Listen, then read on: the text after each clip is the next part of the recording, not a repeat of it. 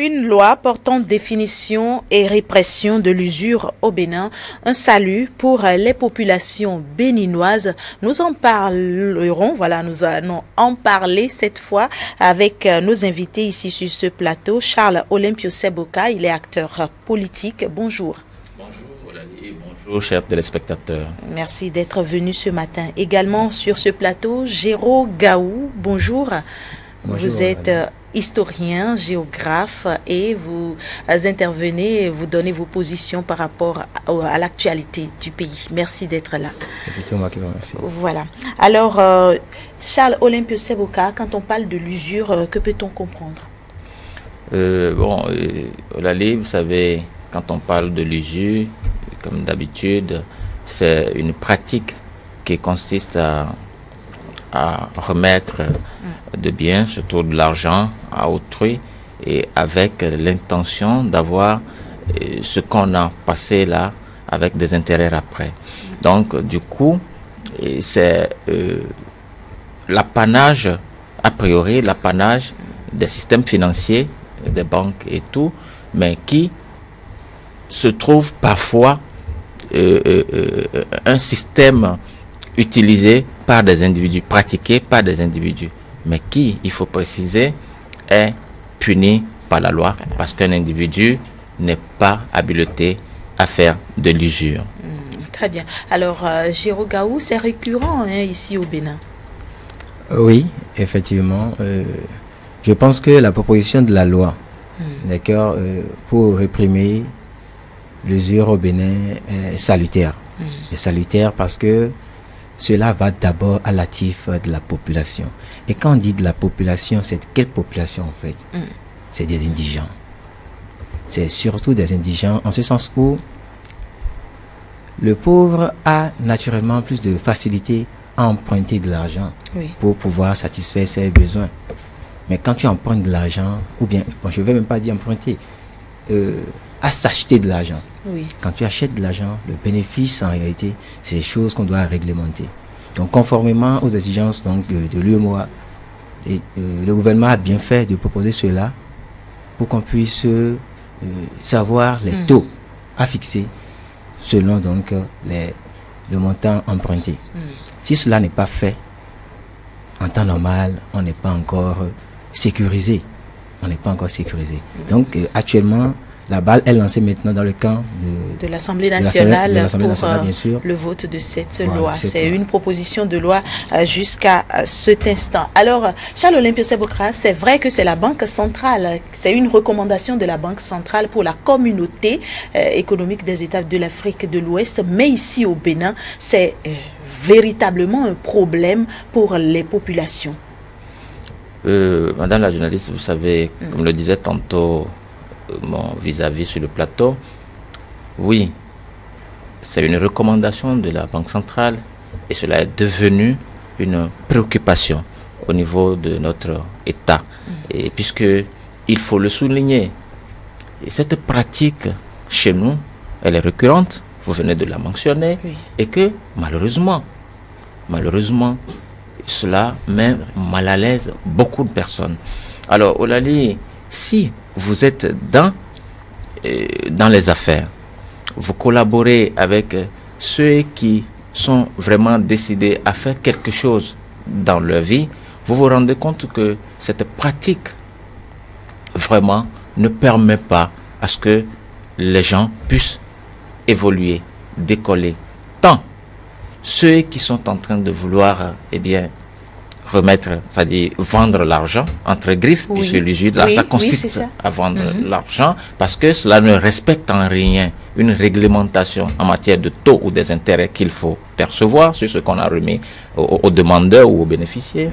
Donc, du coup, l'on constate que cela appauvrit davantage les indigents, comme le disait mon vis-à-vis sur le plateau. Donc, cela doit préoccuper les dirigeants, cela doit préoccuper les gouvernants, parce que à l'heure actuelle, avec le pouvoir de la rupture, avec M. Talon et son gouvernement, les gens sont décidés à ce que toutes les poches de problèmes, toutes les poches de soucis soient identifiées et puis réglées, solutionnées.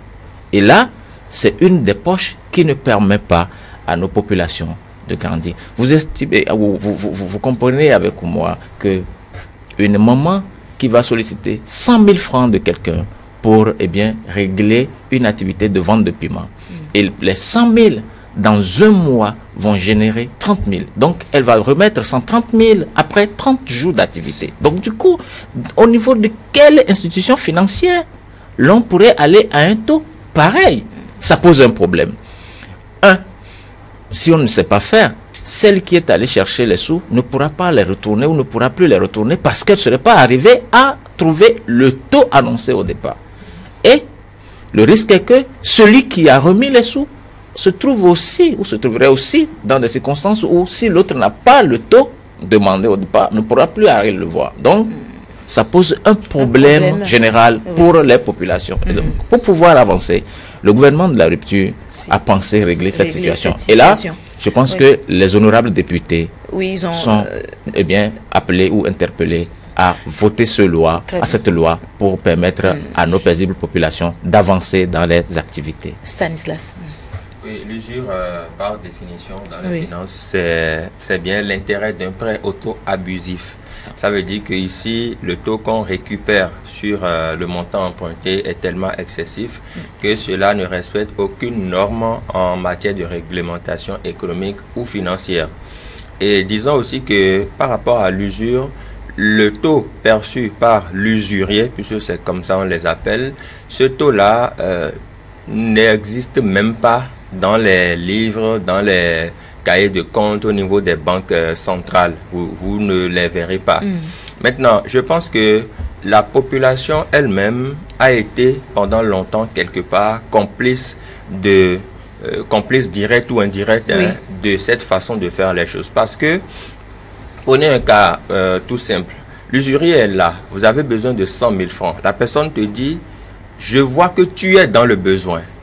Tu n'as nulle part où aller. Même si tu dois procéder par la banque a un processus qui peut s'avérer long parfois, alors que le besoin, il est là, il est urgent. J'ai besoin de 100 000 francs pour régler un problème d'ici demain.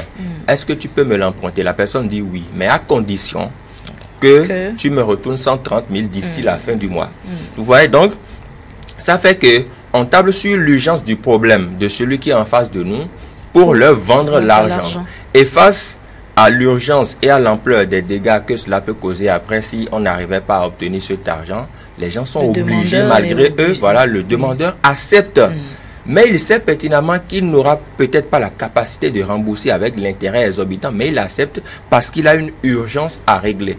Donc longtemps, et après, les dégâts s'en suivent. Parce que n'oubliez pas, il y a des cas où, quand vous n'arrivez pas à payer les 130 000 le mois, l'argent continue, l'intérêt continue d'augmenter. Ça ne s'abaisse pas. Il y a des gens qui ont accumulé des dettes à valeur de millions parce que justement au fil des mois et des années, ils n'ont pas pu rembourser cette dette-là. Donc je crois que c'est un problème que cette décision vient régler et j'estime qu'au niveau de l'Assemblée nationale, les députés feront leur travail pour que ça puisse soulager les populations. Jérôme Gao, est-ce que ce n'est pas une autre forme d'escroquerie? Une autre forme d'escroquerie. Je n'ai pas bien compris la question. Oui, c'est-à-dire, cette loi-là... Non, pas cette loi, je veux parler de la pratique même, ceux-là, de la pratique de l'usure. Ceux-là qui profitent peut-être de la situation de celui qui est venu demander. C'est de l'escroquerie en griffe, mais je vais bien peser mes mots pour ne pas dire de l'escroquerie. En fait, je vais dire, c'est de l'affaire. C'est du commerce, en fait. Le commerçant, c'est le profit au maximum. Commerce de l'argent. Pour le commerçant, c'est le profit au maximum. Voilà. Donc, eux, ils ont défini leurs règles et ils veulent vendre de l'argent. C'est comment profiter au maximum, c'est-à-dire avoir plus de bénéfices qui doivent naturellement les préoccuper. C'est à l'État, comme le fait maintenant le gouvernement actuel, de proposer une loi, d'encadrer cela. Nous sommes citoyens, nous sommes membres de la population, on est censé être protégé par qui? Par l'État. Mais si cela n'est pas encadré, un individu ou un privé peut se tailler les bénéfices à sa hauteur, comme cela lui convient. Donc là, ce n'est pas de l'escroquerie. pur et simple, hein, je pense que c'est plutôt de l'abus du pouvoir ou bien de l'exagération. Je ne veux pas dire de l'escroquerie. C'est quand il y aura une loi et puis la personne va outrepasser maintenant la loi qu'on pourra parler de l'escroquerie. Oui. Est-ce que vous partagez son avis? Bon, d'une part, oui, mais une chose est que nous savons que l'espace dans lequel nous vivons, l'espace UEMOA, l'espace CEDEAO et tout ça, le système financier est réglementé par certains principes, par certaines normes qui, normalement, devront ou devraient amener les usuriers à savoir qu'il ne faudrait pas dépasser certaines hauteurs, certains taux en matière de prêt à l'autre. Mais malheureusement, l'homme d'affaires ou le commerçant, comme le disait tantôt l'autre, étant dans la recherche effrénée du profit, de l'intérêt, excusez-moi pour la tautologie, se fait des règles à lui. Mais ce n'est pas bon. Ce n'est pas bon parce que nous ne sommes plus dans du jungle. Et donc, l'État a le devoir maintenant de réglementer ou d'assainir le système, le paysage, pour que, en plus de ce que font les banques, les institutions accréditées pour réellement passer ou prêter de l'argent, l'État, lui, à son niveau, dans l'intention d'aider sa population, va baliser les choses. Ce serait pour le bonheur de nous tous. Parce que, vous savez, oui, vous m'avez présenté comme acteur politique, mais nous faisons les affaires. Moi, par exemple, en tant que patron d'entreprise, j'ai une structure, j'ai une exigence par rapport à mes partenaires, par rapport à mes clients que je dois régler et tout ça. Vous vous imaginez que j'ai besoin de 5 millions que je dois régler dans un mois et qu'on me dise que je dois revenir avec 7 millions. C'est beaucoup. C'est beaucoup. Mais on ne se refuse pas cela souvent parce que il faut régler l'urgence. La banque, vous l'avez dit tantôt, a un temps, a des démarches, des règles à respecter pour que ce processus-là connaisse une fin. Et toi, tu ne pourras pas attendre toute cette démarche de la banque. Il faut que tu règles. Donc l'État, nous ne pouvons que le remercier à l'étape actuelle parce que il écoute vraiment nos préoccupations. Très bien. Et si vous permettez, avec le développement de la causerie, nous verrons s'il n'y a que des lois à voter ou s'il y a d'autres choses à faire que nous allons demander à l'État. Exactement. Alors, Géraud Gaou, est-ce que véritablement cette loi, si elle sera votée, si elle est votée, pourra assainir le milieu de la microfinance? Naturellement. Naturellement, c'est même l'objectif, c'est même le but. Et puis, c'est clair que c'est ce que cela doit faire. Parce que quand il y a de la loi, c'est la répression qui s'ensuit. Et quand on sait très bien qu'on sera réprimandé pour telle ou telle chose, on sait les actes à poser. Donc, ça dit que ça doit assainir. Parce que la loi à voter, ce n'est même pas forcément pour les individus qui empruntent de l'argent. C'est pour les microfinances. Même c'est pour la banque également. Ça va également redynamiser la banque également. J'aurais souhaité que l'Assemblée puisse correctement voir cela et diminuer au maximum le taux d'intérêt par rapport aux emprunts, par rapport au microcrédit. Au maximum. Parce que c'est quand cela sera fait que ça va s'appliquer également à la banque, ça va s'appliquer également aux microfinances et naturellement au privé également qui vont le faire. Très bien. Est-ce que cela pourra véritablement finir assainir ce milieu, cette loi? Oui, cette loi viendra installer tout au moins une entre griffes une peur au niveau de chacun de ces usuriers-là pour que dans les jours à venir, l'on n'en exagère point. Ça, c'est déjà un début de solution si la loi est bien une fois votée. Mais l'autre chose, je dis, nous allons demander au gouvernement qu'au-delà du fait que des lois soient votées et réglé dans des documents, que le gouvernement initie aussi certains programmes de sensibilisation pour que au niveau de nos écoles de base, au niveau de nos centres de formation, de nos universités, qu'on éduque autrement nos populations. Parce que vous savez, Olali, les affaires chez nous, ça pose beaucoup de problèmes, surtout quand on vient sur des paliers que nous traitons là. Ce problème ne permet pas le vrai développement. Les gens, non seulement la question de l'usure qui appauvrit celui qui est venu chercher les sous, je vous dis, il y a aussi le fait que nous ne sommes pas bien éduqués par rapport à comment manipuler l'argent entre nous, à comment avoir confiance en l'autre s'il s'agit de lui confier les sous, que les choses sont tout le temps comme ça.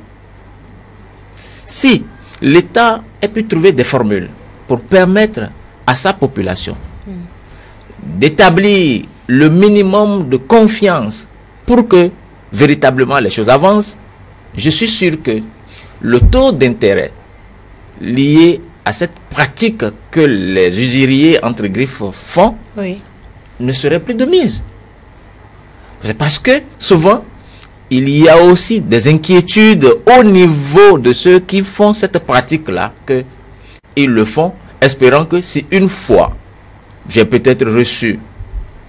Parce que souvent, quand vous allez voir l'usurier, vous voulez l'argent pour 2 mois, on vous dit que le premier mois, ça donne 30 000, si ça s'agissait de 100 000 francs, et le second mois, 30 000 encore, cela voudra dire que dans un mois, les 100 000 francs donneront 160 000, vous comprenez un peu. Et il saura que si pour un premier mois, il a déjà pris 30 000, le second mois, il attendra à prendre 30 000, encore plus son capital de départ, et que si le capital ne revenait pas, c'est vrai, ils vont rentrer dans une suite de situations judiciaires, machin et tout ça, mais il aurait déjà pris un taux un peu plus élevé pour pouvoir, en tout cas, lui permettre d'avancer vers le capital à lui injecter.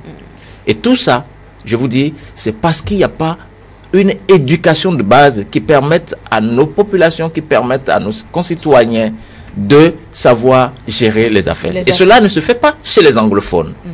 Donc, nous avons besoin de cela que le gouvernement devra aussi ajouter à ce vote de loi qui, eh bien, jusqu'à l'instant où nous parlons, n'est que bonheur pour nous tous. Stanislas. Par rapport à l'usure, il faut reconnaître que plus l'urgence est là, plus les usuriers montent les enchères. Quand vous avez besoin de 100 000 francs, par exemple, pour demain, et que quelqu'un d'autre a besoin de même 100 000 francs pour 10 heures, les enchères ne sont pas les mêmes. Vous voyez, il dit, d'accord, c'est possible pour 10 heures, mais tu me rembourses 160 000 francs. Vous voyez, c'est de ça qu'il s'agit. Et donc, il profite pour se faire de l'argent, se faire du bénéfice sur le dos des paisibles citoyens. Et quand je parlais des responsabilités tout à l'heure, vous savez, nul ne demande à être dans des problèmes. Il y a que les problèmes peuvent survenir. Maintenant, comment arrivons-nous à faire face à cela? Justement parce que quand il y a un problème d'argent qui se pose et que quelqu'un en est détenteur, pourquoi s'imaginer que si je dois te passer l'argent dans le but de t'aider, il faudrait que je récupère un bénéfice qui pour cette circonstance-là est assez exorbitant? Pourquoi être dans l'esprit, le feeling du bénéfice exorbitant? C'est là que se pose le problème. Et je me rends compte que il n'y a aucune loi en la matière qui réglemente cette façon de faire là. Les usuriers n'ont pas un tableau de bord. Il n'y a aucune règle qui définisse, et la preuve en est d'ailleurs que chacun y va selon sa méthode, selon son goût pour le profit. Vous allez chez telle personne, on vous dit que je te passe 100 000, ça me donne 150 000 le mois. Un autre peut faire 100 000 qui va donner peut-être 130 000. Donc chacun y va de sa manière. Et parfois même, l'indication de ces usuriers-là, ça se fait de bouche à oreille. Ils n'ont pas une plaque parce qu'ils savent justement qu'ils sont dans l'illégalité et que ce qu'ils font n'est pas forcément reconnu par la loi. Et donc, j'estime qu'il y a un travail d'assainissement qui a commencé et qui doit être poursuivi. Pour rappel, l'affaire ICC Service dans ce pays, il a parlé tout à l'heure d'éducation à la base. Et quel est votre point de vue par rapport à ça, Jérôme? Oui, je pense que... vis-à-vis à bien faire quand même de parler d'éducation parce que effectivement c'est une affaire d'éducation. Quand vous savez très bien que l'État a déjà fait son travail et vous a déjà donné la possibilité de savoir maintenant combien vous pouvez payer de plus à un emprunt de telle somme de 100 000 francs. Je vais donner l'exemple. On dit désormais, selon donc les lois, les pourcentages, on fait peut-être qu'on parle de 5%, de 5% de prêt, de l'emprunt fait. Donc, si tu sais ça, tu es sûr de ça, tu peux l'exiger désormais maintenant à l'usurier. Ce n'est plus à lui maintenant de te dire, ah oui, je sais maintenant que désormais quand j'emprunte 100 000 francs, c'est telle chose que ça va donner. Ce n'est plus comme avant où tu mettais ça sur mesure. De toute façon, l'éducation maintenant va amener les uns et les autres à savoir s'autogarder et ne plus tomber dans les travers, en ce sens où je me rappelle que récemment, avant le vote de la loi sur les locations, oui, gaiement, les propriétaires de maisons ficelent donc les cautions comme ils veulent, 6 mois, 10 mois, 12 mois, même 2 ans pour d'autres personnes. Oui.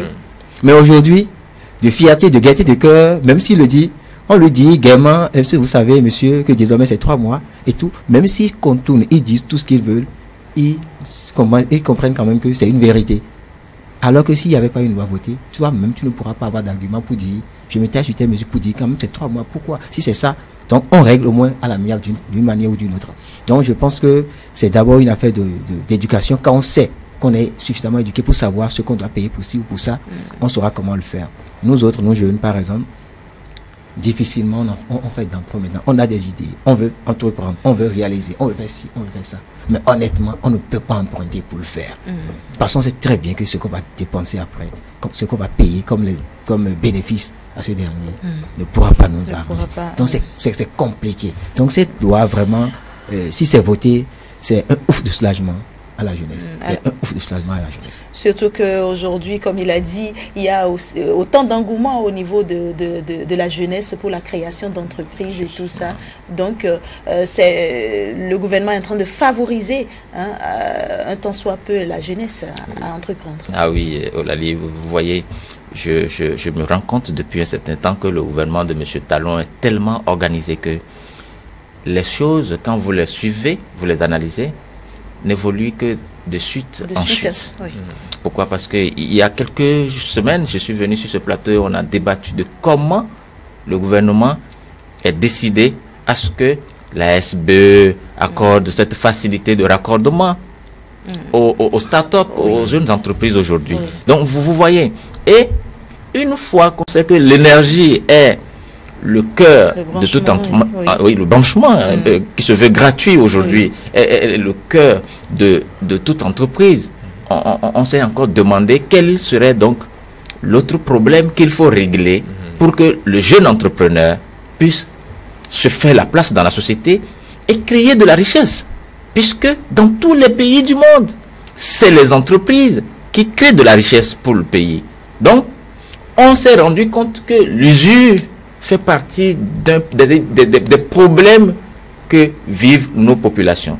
Et le facteur de blocage. Donc, et régler ce problème serait vraiment un grand pas vers le développement tant prôné par ce gouvernement. Donc, Olali, je veux dire, je serais davantage content, fier de ce gouvernement si cette proposition d'éducation dont je vous ai fait mention est prise en compte. Pourquoi? Je veux aussi vous dire ceci.